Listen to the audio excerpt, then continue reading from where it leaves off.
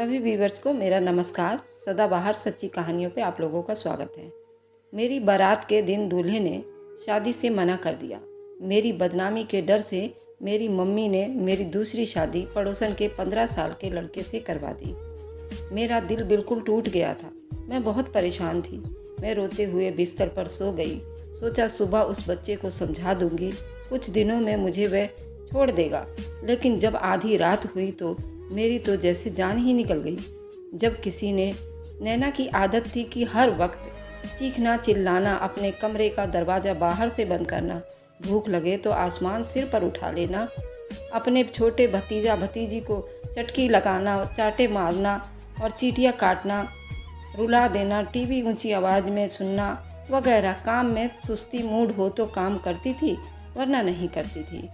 सब उसे ढीठ और कमज़ोर कहते थे। उसे अपने बारे में ऐसे शब्द से कोई वास्ता नहीं था। वह 2 भाइयों की इकलौती बहन थी, इसलिए माँ बाप की लाडली थी। उसकी 2 भाभी थीं जो आपस में सगी बहनें थीं और उसके चाचा और चाची भी एक ही साथ रहते थे। वह एक जॉइंट फैमिली थी।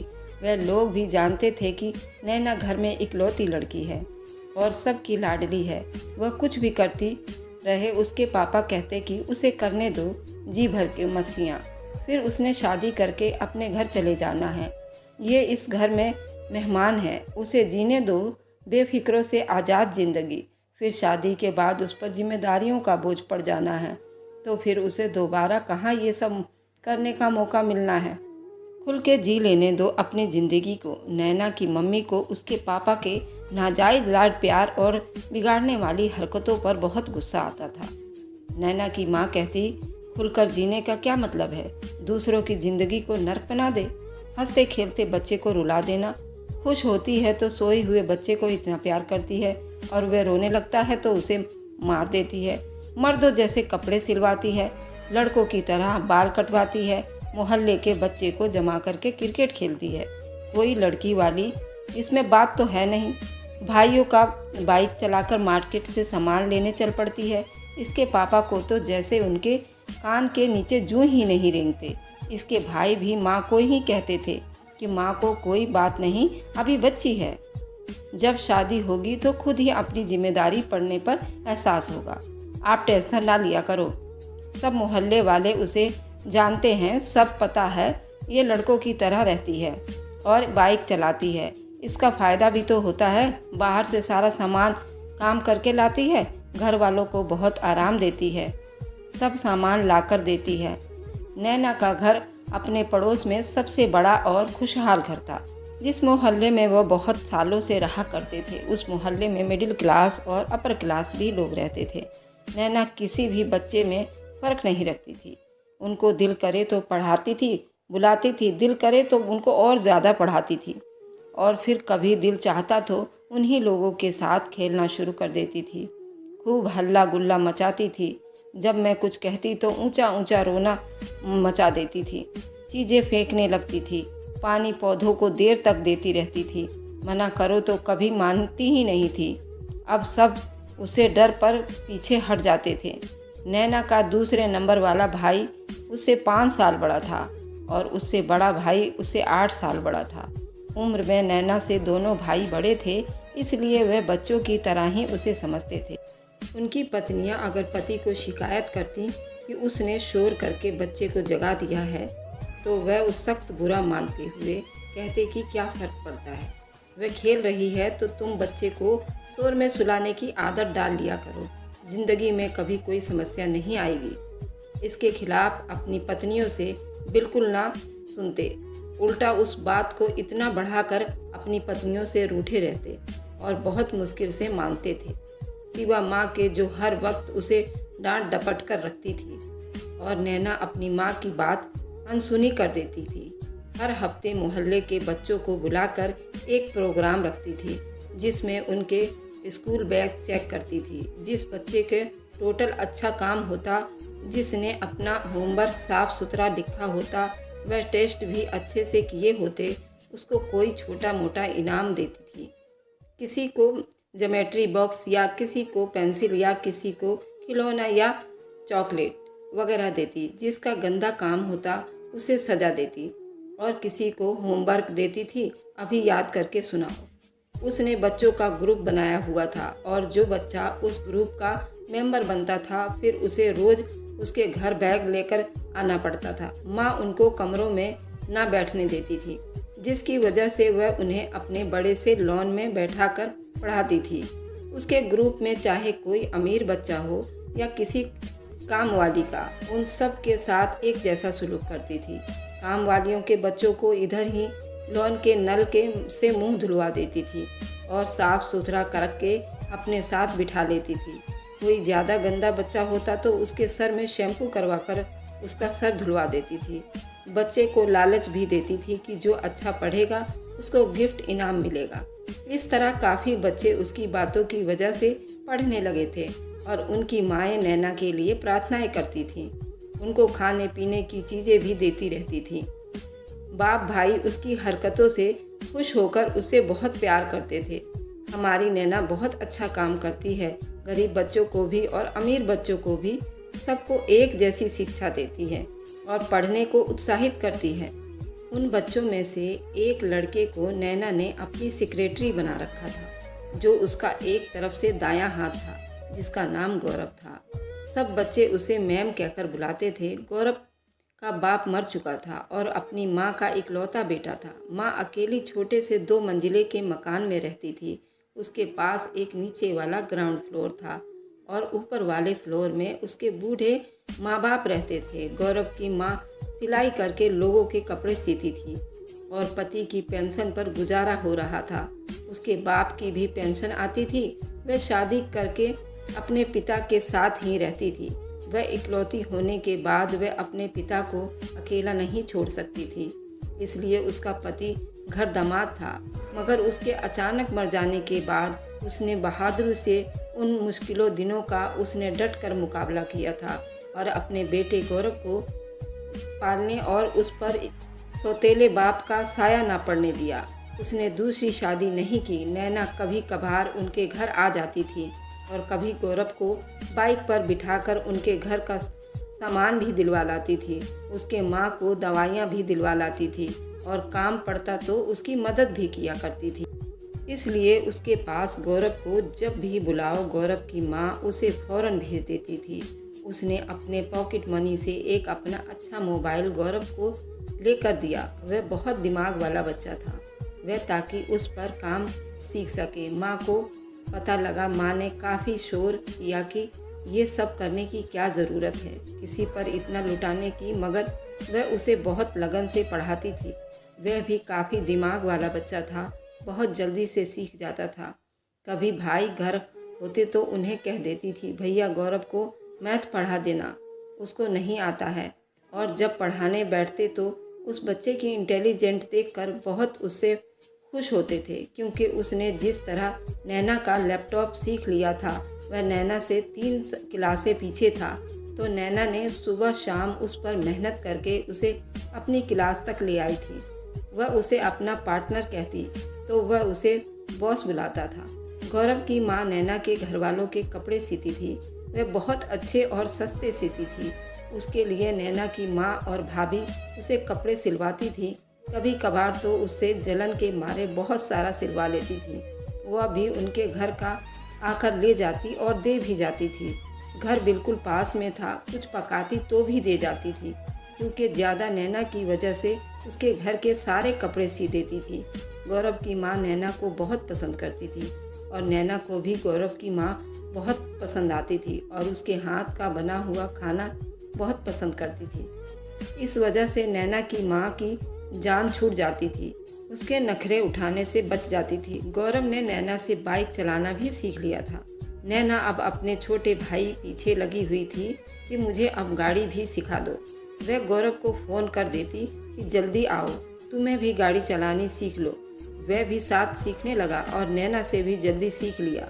अब नैना के भाइयों की गाड़ियाँ भी धो देता, क्योंकि अब वह कद काठी में भी बड़ा हो गया था और जवान लगने लगा था। दाढ़ी मूछ भी हल्की हल्की आने लगी थी। नैना की माँ कहती कि ये अपने बाप की तरह कद निकाला है और अपनी उम्र से भी बड़ा लगता है। नैना के घर वाले उसे गौरव के साथ मार्केट भेजने पर कोई ऐतराज़ नहीं करता था। पर नैना की माँ को अब उसके जवान होने से डर लगता था, तो इस वजह से उसे अब गौरव के साथ खेलना कूदना, अकेले बाहर जाना अच्छा नहीं समझती थी। पर नैना के पिता कहते कि हमें अब तसल्ली से रहना चाहिए। पहले वह अकेली जाती थी तो ज़्यादा फिक्र लगी रहती थी। इससे अच्छा कि अब वह गौरव के साथ शॉपिंग करती है तो उसमें क्या फ़र्क पड़ता है। नैना को सभी अलग अलग उसको पॉकेट मनी दिया करते थे और वह रोज़ बाज़ारों के चक्कर लगाती। अपने मोहल्ले के ग्रुप के बच्चों के लिए एक जैसा कपड़ा लेकर गौरव की माँ से सिलवा कर उनको दिया करती थी और सेल में से भी कपड़े लाकर दिया करती थी। माँ उसे कहती थी, क्या तूने सारे जहान का ठेका ले लिया हुआ है? अपनी पॉकेट मनी से उन बच्चों की मदद करती रहती है और उनसे तारीफ़ें लूटती रहती है। नैना का बाप उनकी इन आदतों से बहुत खुश होता था और नैना की माँ उनके पीछे पड़ी रहती। नैना हमेशा गौरव की माँ की बात सुनती थी। नैना की माँ कहती, अगर नैना तुम्हारे घर आती है तो तुम उसे अच्छी अच्छी बातें समझाती रहा करो। गौरव की माँ उसे समझाती कि शोर मत मचाया करो और किसी छोटे सोते हुए बच्चे को मत जगाया करो। भाभी का हो या किसी और का भी, आप अपनी तरह से किसी को तकलीफ़ मत दिया करो। नैना गौरव की माँ की बातें बहुत सुनती थी, इसलिए वह हमेशा उसको समझाती रहती थी। अब नैना काफ़ी समझने लगी थी। जितना वह अपने भाई के बच्चों को तंग करती थी उतना ही वह उनसे प्यार भी करती थी। उनके डायपर तक बदल देती थी और उनको खूब खिलाती रहती थी। उनके लिए कपड़े, जूते, खिलौने जाकर दिलवा लाती थी। कभी भाइयों के लिए भी कुछ ना कुछ ले आती रहती थी। उनकी चॉइस भी बहुत अच्छी थी। वह हमेशा मुस्कुराती रहती थी। भाभीयों से भी वह अपने बहुत प्यार करती थी। वह किसी चीज़ के लिए भी बोलती तो वह तुरंत लाकर देती थी। उसे एहसास जतलाना कभी भी नहीं आता था और वह पसंद भी नहीं करती थी। बच्चे उसकी कमजोरी थी। वह हर बच्चे को प्यार करती थी। फिर अपने भाई के बच्चे तो उसकी जान थे। उनके साथ मिलकर वो कहती, चलो सब मिलकर शोर मचाते हैं। वे सब मिलकर इतना शोर मचाते कि माँ माथे से हाथ लगाकर उसे कोसती। उसके बाप को और भाई खुश होकर देखते। भाभीयों और कामों में बिजी रहती थी। माँ गुस्से से कहती, अगर किसी ने बच्चे बिगड़वाने हो तो हमारे घर ले आइए। नैना उनको अच्छी तरह बिगाड़ देगी, क्योंकि जब उनके साथ बेतुकी खेल खेलती तो बच्चे बहुत खुश होते थे। फिर उनको सारे घर में भगा रही होती थी। सारे कुशन कालीने बिखेरे होते थे, खिलौने भी बिखरे होते थे। मूड होता तो बच्चों से भी कहती, बच्चे गंदा नहीं मचाना। टीवी पर बच्चों के साथ बैठकर कार्टूनें देखा करती थी। खुश होकर शोर मचाती रहती। माँ गुस्से से पूछती रहती, ना जाने इस कमबख्त की कब शादी होगी तो ये इस घर से भागेगी तो हमारी जान छूटेगी। सर में दर्द करवा देती है ये लड़की। इसके पापा प्यार से नैना को देखकर कहते, ये मेरे घर की रौनक है, ये चली जाएगी तो रौनक भी चली जाएगी। नैना वहीं बैठी चेस खेल रही होती। माँ से कहती, माँ फिर मुझे याद करके रोओगी तुम? वह माँ, मुझे दुल्हन बनने का बहुत शौक़ है। कितना कुछ मिलता है, ढेर सारे कपड़े, जूते, ज्वेलरी, ढेर सारे सामान, नया सजा सजाया कमरा। कितनी अहमियत मिलती है उन थोड़े दिनों तक। दुल्हन कितनी राज करती है। उसको सब अच्छे ट्रीट कर रहे होते हैं, जैसे वो मलिका हो और बाकी सब उसकी जनता हो। सब दुल्हन के साथ तस्वीरें बनवा रहे होते हैं, ऐसे कोशिश कर रहे होते जैसे वह बहुत बड़ी स्टार हो। माँ, मेरी भी शादी करवा दो प्लीज़। माँ गुस्से से कहती, मेरा बस चले तो मैं आज ही कोई लड़का देखकर उसके साथ तेरे हाथ पीले करवा दूँ। सामने से गौरव प्लेट में कुछ ढका हुआ ला रहा था। उसे देखकर नैना अपनी माँ को छेड़ते हुए बोली, चलो और कोई नहीं मिला तो इस बच्चे से ही करवा दो। क्यों गौरव बच्चे, मुझसे शादी करोगे? वह शर्माकर मुस्कुराकर चल पड़ा। माँ ने डांटा, बकवास मत किया करो। नैना ढीठ बनकर मुस्कुराती रहती। बच्चों को भाभी ने सुलाना होता तो वह साफ मना कर देती कि अभी कार्टून देख रहे हैं। भाभियाँ मुंह बनाकर चल देती। थोड़ी देर के बाद ही बच्चों को अपनी गोद में थपकी देकर सुला देती तो फिर भाभी के कमरे में ले जाकर लिटा देती। नैना की भाभी इस बात पर बहुत खुश हो जाती कि उसके पास बच्चा जल्दी ना सोता था, मगर नैना की गोद में जाते ही सो जाता था। भाभी ये चीज़ देखकर हैरान होती कि वह जल्दी से बच्चों को कुछ ना कुछ बनाकर खिलाती रहती। नैना के हाथ से बच्चे खाना खाते हुए बिल्कुल भी नखरे नहीं दिखाते थे। वह बड़ी प्यार से खाना खाते, बच्चे स्कूल से आने का इंतज़ार करते रहते। गौरव ने साइंस ली हुई थी और नैना ने आर्ट्स। 10th क्लास जब पास किया तो गौरव के ज़्यादा अच्छे नंबर थे और नैना मुश्किल से पास हो पाई थी। नैना की माँ उसे ताने देने लगी कि शर्म कर, तुझसे छोटे बच्चे इतने अच्छे नंबर लिए हैं और एक हमारी नवाबजादी है जिसने कभी सीरियस होना आता ही नहीं।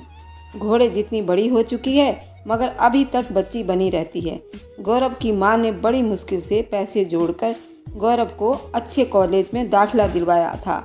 वह पढ़ लिख कर कुछ बन सके और अब रात के 2 बजे तक जाकर कपड़े सिला करती थी ताकि बच्चे की पढ़ाई पर खर्च कर सके। गौरव अपनी माँ को हमेशा रात को काम करने से मना करता, तब भी नहीं मानती। कहती कि इस उम्र में नींद कम हो जाती है, इसलिए जब नींद नहीं आ रही है तो फिर वैसे जाकर फिजूल सोचों में घर क्यों खराब करूं, तो उससे अच्छा है कि मैं कुछ काम में बिजी हो जाऊं। उसने शाम को एक एकेडमी में बच्चों को पढ़ाने का काम शुरू कर दिया कि माँ की कुछ हेल्प हो सके।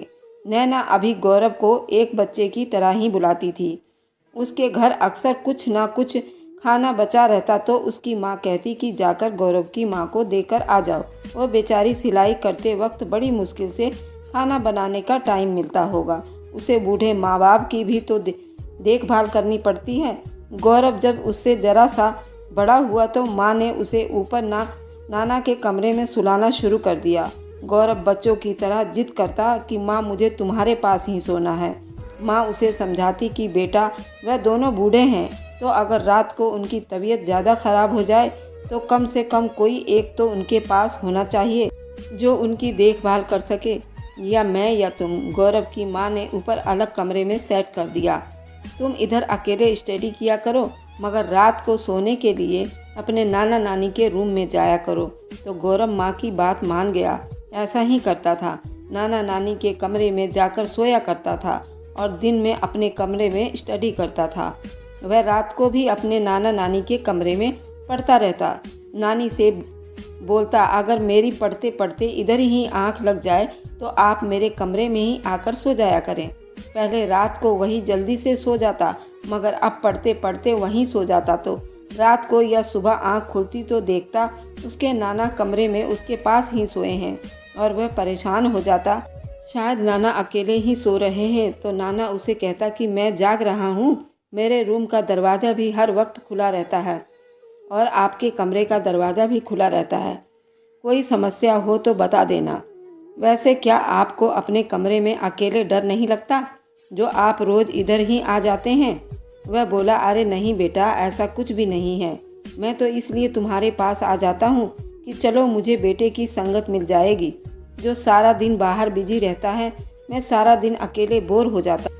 नैना ने भी अब लड़कियों के कॉलेज में एडमिशन करवा लिया था। वह अपने पापा के साथ कॉलेज जाती और वापस भी उनके साथ ही आती थी। आज नैना गौरव के घर में आई थी। उसने कहा, नाना जी आप अपनी बैठक का दरवाज़ा खोलकर आगे मेज पर कुछ बच्चों की चीज़ें क्यों नहीं रख लेते। गौरव की माँ को ये आइडिया अच्छा लगा कि चलो पापा थक गए तो माँ बैठ जाया करेगी। वैसे भी उस गली में बच्चों की चीज़ें दुकान पास नहीं था। मैं गौरव से कहूँगी कि वह कुछ चीज़ें ले आएगा। नैना उसी वक्त उठी, घर आई और बाइक निकाला और मार्केट चल पड़ी। सब घर वाले सो रहे थे। एक दुकान पर गई, वहाँ इत्तेफाक से सप्लाई वाला खड़ा हुआ था। उससे कुछ माल लिया और उसे गौरव के घर का एड्रेस बता कर साथ आने का बोल दिया और माल रखवाया। गौरव की माँ हैरत और खुशी से उसे देखकर बोली, नैना बेटी इतनी भी क्या जल्दी थी। फिर उसे समझाते हुए बोली कि हर हफ्ते तुम यहाँ माल दे जाया करो। उसे फ़ोन नंबर लेकर गौरव की माँ को दे दिया।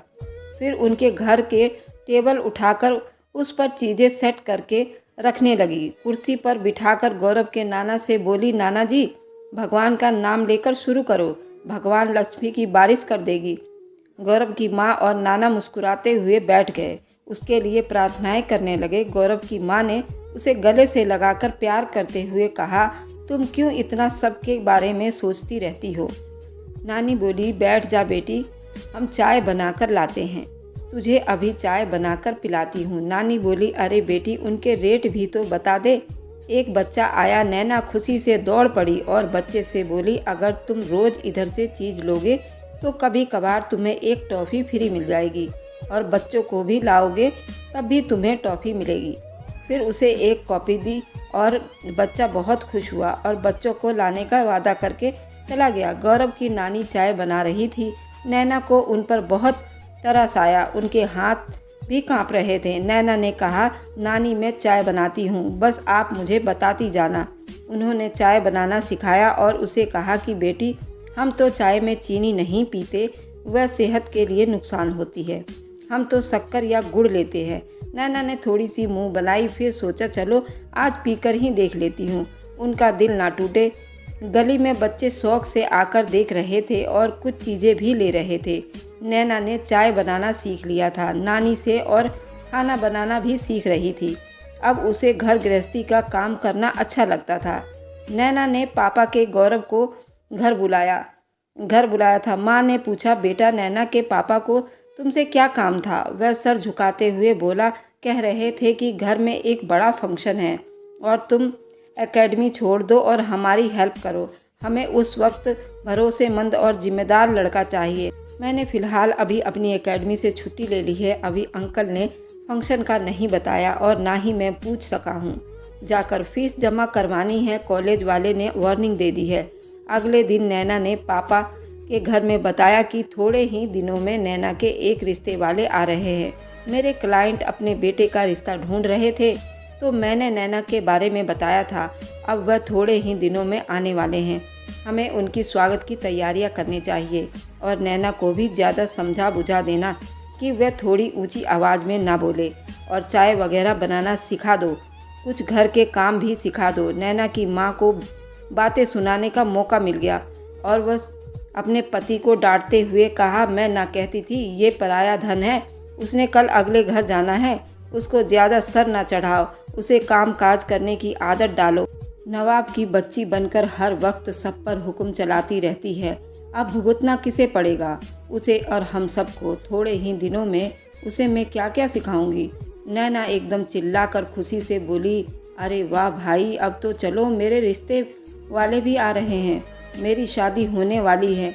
माँ ने चिढ़कर उसे ठोकते हुए कहा, अगर ऐसे चीखती चिल्लाती रही तो अगले नापसंद करके चले जाएंगे। ससुराल में ऐसी शोर शराबा और लंबी जुबान नहीं चलती और काम काज भी करना पड़ता है। तुम तो सर से ही उन बातों से बिल्कुल पैदल हो। अपने पापा के बात करते हुए बोली, पापा क्या मेरी सगी माँ है? जिंदगी में पहली बार उसके पापा ने बड़ी गंभीरता से कहा, बेटा आपकी माँ बिल्कुल ठीक कह रही है, उनकी बातों को फालतू ना मानो, मेरी इज्जत और बेइज्जती का सवाल है। ये कहते हुए आंखों में आंसू निकल पड़े और नैना उनको हैरत से देखने लगी।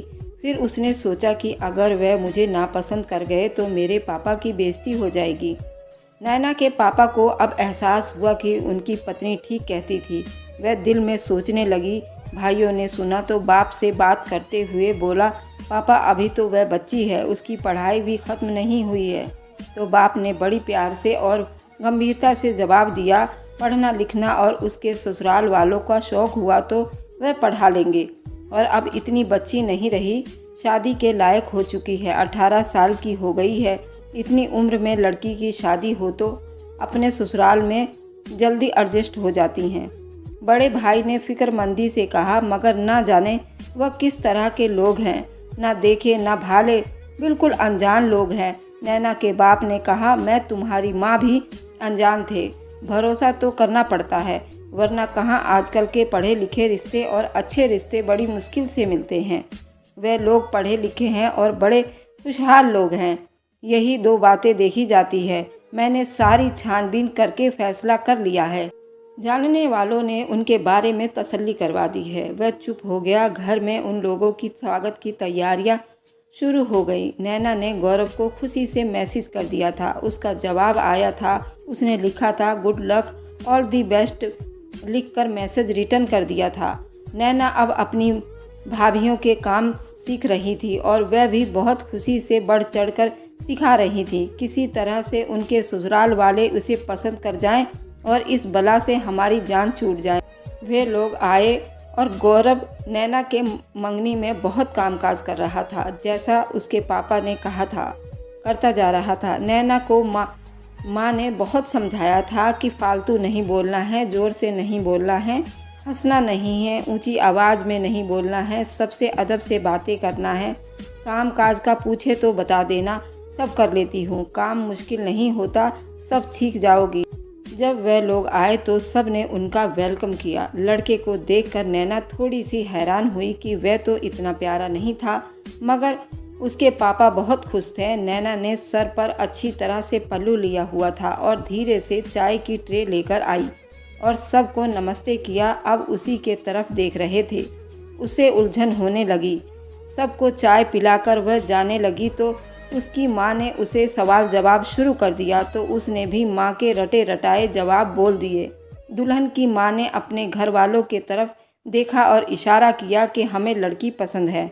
नैना तेजी से उठकर चली गई। सास हंसकर बोली, शर्मा गई।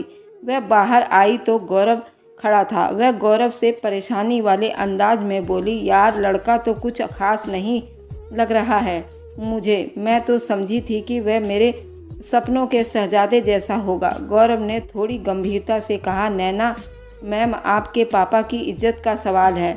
तो सुनकर मैं सोच में पड़ गई और दौड़ती हुई कमरे में चली गई। सब उनके जाने के बाद खुशी से उन्हें उनकी तारीफ़ें कर रहे थे। उसको भाभी ने मिठाई खिलाकर मुबारकबाद दी। सब रोज़ शॉपिंग करते, दहेज की खरीदारी की जा रही थी। नैना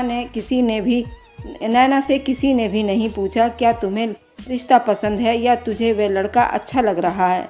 वह बार बार गौरव को ही मैसेज करके अपने दिल का हाल बता रही थी। गौरव हौसला देता। उसका फर्नीचर वक्त पर तैयार नहीं हो सका तो घर वालों ने उसके ससुराल वालों से थोड़ा सा टाइम मांगा कि हम बाद में उसका फर्नीचर तैयार करवा कर भेज देंगे। इस बात पर नैना के ससुराल वालों ने थोड़ी सी बहस हो गई। आप लोग बहुत ढीले इंसान हो, अपने जिम्मेदारियों को अच्छे से नहीं निभाते हो, बोलते कुछ और हो, करते कुछ और हो। शादी का दिन भी रख दिया, तुम्हें फर्नीचर तैयार करवाना चाहिए था। हमने कमरा भी खाली किया है कि दुल्हन का फर्नीचर आएगा। सारे खानदान में हमारी थू-थू होगी और हमारी तो नाक कट जाएगी। नैना के भाइयों को बहुत गुस्सा आया कि वे हमारे पापा की इंसल्ट कर रहे हैं। इस बात पर लड़ते झगड़ते हुए वह बारात वापस चल पड़े। नैना की माँ ने सबके राय से 15 साल के गौरव से बदनामी के डर से शादी करवा दिया। नैना को गौरव के घर विदा कर दिया गया।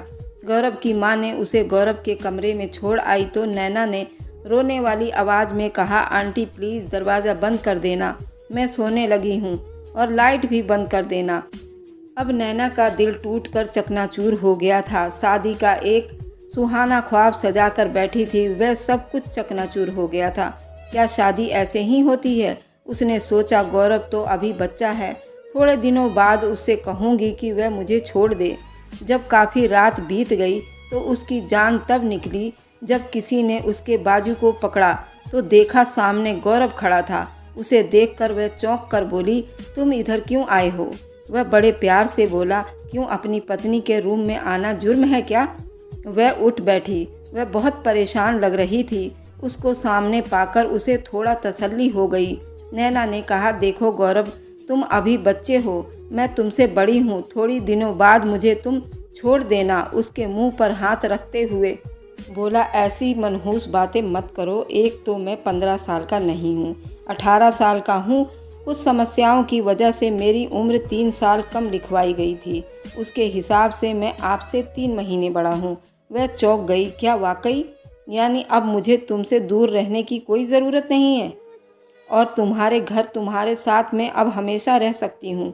वैसे भी मुझे तुम्हारे सारे घर वाले बहुत अच्छे लगते हैं और मेरा दिल भी इधर बहुत लगता है और तुम्हारे साथ भी मैं बहुत खुश रहती हूँ क्योंकि तुम मुझे बहुत अच्छे लगते हो। गौरव ने कहा, और आप भी मुझे बहुत अच्छी लगती हो। तब से जब मुझे प्यार का एहसास हुआ, मैं आपके सपने देखता था, आपको हर पल देखने को दिल करता था और मिलने का दिल करता था। आपसे बिछड़ने के बारे में सोच सोच कर मेरा दिल बहुत घबराता था। मेरी माँ मेरे दिल का हाल जानती थी क्योंकि मैं अक्सर ख्वाब में भी तुम्हारा नाम लेता था। मेरे नाना नानी भी मेरे लिए तुम्हारे से शादी की प्रार्थनाएं करते रहते थे।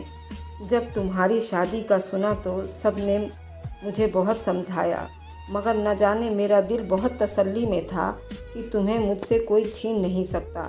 मेरी लगन सच्ची थी, तुम मुझे मिलोगी। पता है, जब तुमने उस दिन मेरे घर पर गोभी बनाना सीखा था तो तुमने उसमें इतना सारा नमक डाल दिया था, फिर भी मैं वह सारी गोभी खा गया क्योंकि मुझे तुमसे प्यार हो गया था। जब तुम्हारे रिश्ते वाले आए तो मैं डर गया था। मैं कैसे बताता तुमको कि मैं तुमसे प्यार करता हूँ, क्योंकि तुम हमेशा मुझे बच्चा ही समझती थी। तो कैसी लगी ये इमोशनल कहानी तो मुझे कमेंट में ज़रूर बताइएगा। Thanks for watching, like and subscribe, bye bye.